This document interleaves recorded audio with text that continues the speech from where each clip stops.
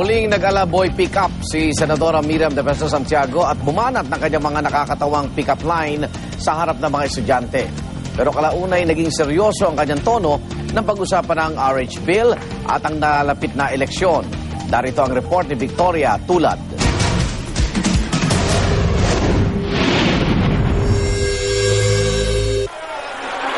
Sa harap ng mga estudyante ng Far Eastern University, muling humirit ng walang kupas niyang pick-up line si Senadora Miriam Defensor Santiago.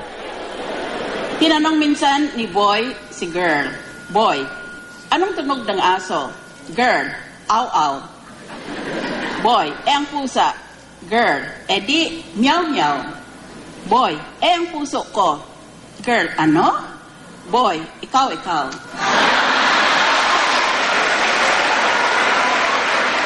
Malapit ng Pasko pero bakit yung mukha mo sa Halloween pa rin?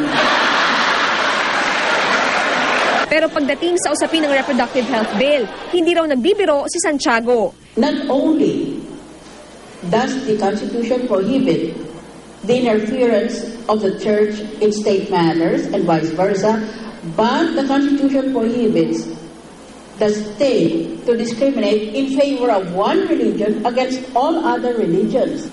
Now, we have a situation where all other religions are in favor of RH except the Catholic Church. Bukod naman sa RH Bill, nagpaalala si Santiago sa mga estudyanteng botante na kilatising mabuti ang mga tatakbo sa eleksyon 2013. Akala nila, pag nanalo silang senador, mag-aartista lang silang senador. Malalim ang boses nila, nakasalamin sila.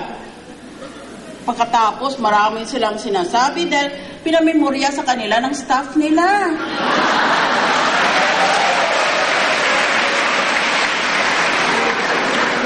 Conversely, you should campaign on the social media so that voters will say no to Apple candidates.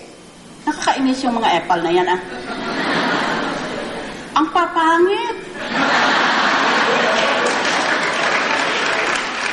Kung maaari nga raw gawing kwalifikasyon para makaboto ang high school education. Pero dahil batid ng senadora na mahirap pang makamit ang pagbabagong ito, dapat daw ay maging maingat na lamang sa pagpili ng iboboto. Gaya nga ng sabi niya sa isang pick-up line. Hindi lahat ng sweet ay loyal sa iyo. Tandaan, sweet nga ang candy pero nakabalot naman sa plastic. Para sa unang balita, Victoria Tulad, reporting.